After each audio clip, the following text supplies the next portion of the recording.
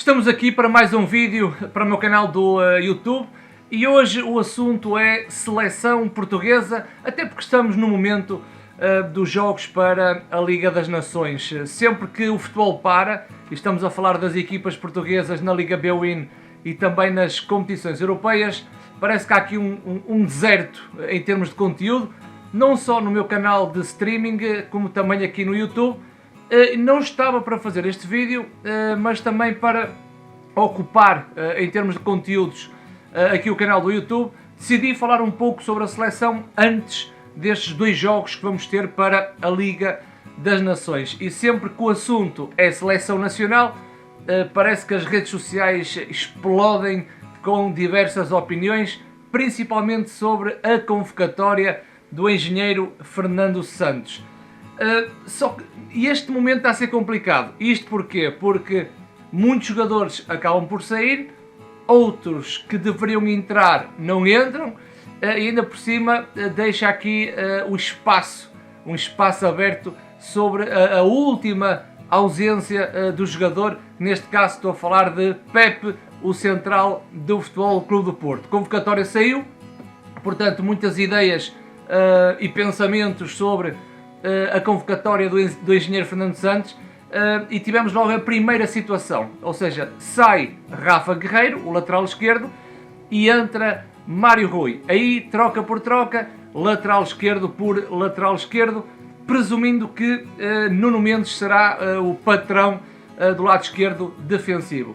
Depois tivemos um segundo momento, que foi a meio da semana. Rafa, jogador do Benfica, renuncia à seleção nacional, diz que não quer ir mais à seleção, e aquilo que veio a público foram problemas pessoais do jogador do Benfica e o seu empresário, António Araújo, da ONU Soccer, se não estou em erro, disse que Rafa estava comprometido com o Benfica e que o pensamento do jogador para a sua carreira seria o Benfica. E então ficou na expectativa quem seria o substituto de Rafa, presumindo que Rafa, na seleção nacional, jogasse a extremo. Então falou-se no Pote, no Trincão e em vários extremos que poderiam substituir o Rafa, e curiosamente a substituição foi por Gonçalo Ramos. Nada contra o Gonçalo Ramos, mas deu para perceber que o engenheiro Fernando Santos, com esta troca, estava a pensar em Rafa para o corredor central.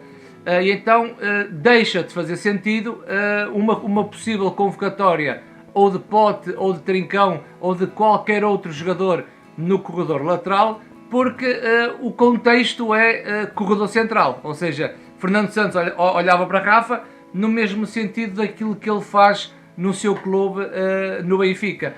A imprensa vai alimentando estas coisas, em vez de ver o contexto pela troca, vai sempre bater naqueles que queriam que estivessem na seleção nacional, e o maior exemplo é mesmo o Pote. Mas isso nunca teve em equação. Pote, Trincão e outro qualquer extremo não está na equação, porque a troca foi por um avançado. Poderíamos estar aqui a falar de Beto, o ponta de lança da Udinese, o André Silva, do Leipzig, ou seja, jogadores que jogam naquela posição de avançado. A escolha caiu para Gonçalo Ramos. Não é uma situação em que eu deva apoiar, porque era esta a troca que eu queria. Não é isso que está em causa. O que está em causa é perceber o critério que o engenheiro tem para a sua convocatória. E estive aqui a pensar, porque o critério não é o mesmo. Ou seja, nós não podemos ver só o momento de forma do jogador, porque no passado ele já disse que a ligação que ele tem com os jogadores sobre aquilo que foi os anos de trabalho ao longo da seleção nacional é também um outro critério para a chamada. Ou seja, nós temos o momento de forma, temos a ligação que o jogador tem com o selecionador nacional, tem também as características que ele quer para o seu modelo, e a conclusão que eu cheguei é que em cada convocatória, em cada jogador, o critério pode não ser o mesmo, até porque Danilo é um jogador que não é titularíssimo do Paris Saint-Germain, vai jogando, mas não está naquele 11 base. Portanto, o momento de forma poderia ser discutido e o critério da titularidade. No passado, o William Carvalho também não esteve no seu momento de forma e era sempre chamado, e portanto a conclusão que eu chego é que existem vários critérios para a chamada de um jogador, e está muito na cabeça das pessoas que é só o momento de forma que está posto em causa para a sua convocatória, e não é. Portanto, esta é a forma do engenheiro lidar com esta situação e com a convocatória. Agora, surpreendentemente, e fiquei surpreso nesse sentido, é que o Pep, por questões físicas, também fica de fora nestes 2 jogos que a seleção vai ter para a Liga das Nações. E é curioso que ninguém foi chamado para substituir o Pep. E aí, na minha ótica, se sai um central, dificilmente o Pep jogaria num corredor lateral, portanto o Pep tem que jogar a central, e nessa perspectiva há um jogador que sim, e aí coloco muito ênfase na situação, que é Gonçalo Inácio.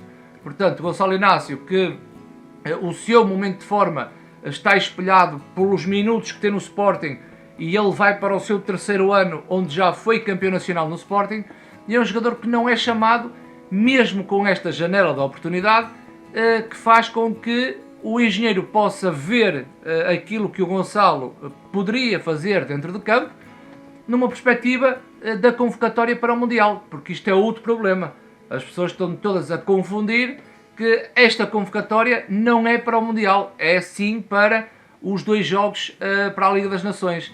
E esse é o facto mais curioso, é Pep não estando disponível, não há uma substituição para estes 2 jogos. São 2 jogos num período curto.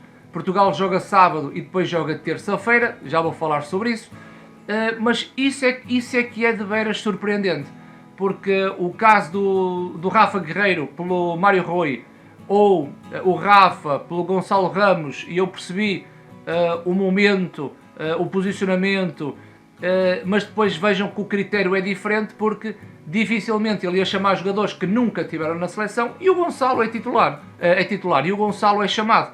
Portanto, é isso que eu estou a tentar perceber, é que existem vários critérios para a chamada de um jogador, e ele é que é o selecionador nacional, e depois nós estamos aqui na perspectiva de avaliar o trabalho dele, dando a nossa opinião. E outra coisa que é muito importante, mesmo depois da saída de Pep, a comunicação social dá muito foco ainda à situação do Rafa, porque aquilo que é mais importante e aquilo que é sério estarmos a discutir e a falar é a seleção nacional, porque se há um jogador que renuncia à seleção, é a vida dele, não quer, vai embora. Nós temos tantos jogadores com grande qualidade para jogar na seleção portuguesa. O contexto não está ao Rafa, não é no Rafa, o contexto está na seleção nacional. Daqui a 4 anos já ninguém fala do Rafa, e estamos todos aqui a torcer, se Deus quiser, pela nossa seleção portuguesa. Estamos aqui a bater numa situação que parece que dá o engajamento, dá likes, dá views, o time sharing na televisão também sobe quando se fala no Rafa, mas o Rafa não é o contexto, não é a situação mais séria que nós temos que falar é da nossa seleção portuguesa. E há coisas que eu não entendo, principalmente num debate, numa televisão, ou numa rede social, ou numa internet, o facto de estarmos a bater no ceguinho, a bater no Rafa, quando o mais importante será sempre a nossa seleção portuguesa. Daqui a uns anos, se calhar o Fernando Santos também já não está ao serviço da seleção, já ninguém fala do homem, mas continuamos a falar da seleção portuguesa. Esse é que é o foco, certo? A seleção, na Liga das Nações, tem um resultado negativo, que foi a derrota com a Suíça, o que faz com que Portugal esteja no segundo lugar a 1 ponto da Espanha. O jogo da Espanha também fomos lá e empatámos por 1 bola. E o que é que define? Define que Portugal sábado joga contra a Chequia e só há um resultado possível, que é a vitória. Porque caso Portugal não vença a Chequia fora, em Praga, acredito que a Espanha em casa vai ganhar à Suíça. Isso implica que o último jogo pode servir só para cumprir calendário. Portanto, Portugal é obrigado a ganhar à Chequia, e depois, terça-feira, em Braga, Portugal recebe a Espanha, e aí tudo se decide para um acesso à Final Four desta competição. Portanto, eu espero que Portugal, independentemente de quem jogue, porque a minha bandeira é a seleção, não é o jogador A, B, C, portanto vocês sabem como é que eu vejo o futebol. Eu não me interessa se vai o Quinho, o Manel, o José, estou marimbando para essa situação, estou mesmo marimbando, e para mim o foco será sempre a seleção nacional e aquele jogador que tem vontade de representar o nosso país em termos de desporto, em termos de futebol. Portanto, eu espero que a seleção nestes 2 jogos consiga vencer e ir à Final Four, e depois disputar essa Final Four, estar preparado para o Mundial. Já soube que Portugal vai ter um amigável frente à Nigéria antes de começar o Campeonato do Mundo, e claro que vou estar numa expectativa e num sentimento muito positivo para essa convocatória para o Mundial. Uma coisa é uma convocatória para a Liga das Nações, onde eu pensava que iriam existir 9 jogadores para serem observados, mesmo neste intervalo de 2 jogos. Fernando Santos não pensou dessa forma, há que respeitar, mas curioso para perceber a lista do Mundial, porque aí sim, uma fase final de Campeonato do Mundo entre seleções, onde todos nós queremos uma seleção forte e também uma seleção ganhadora. Por isso, não se esqueçam desta mensagem que é muito importante. Não há nenhum jogador, nem nenhum selecionador acima da nossa seleção portuguesa. E aquilo que temos que discutir é sempre o melhor para a seleção, e o contexto nunca está em cima de um jogador, seja ele quem for. O contexto estará sempre em cima da nossa seleção portuguesa. Vamos ter vídeos de análise.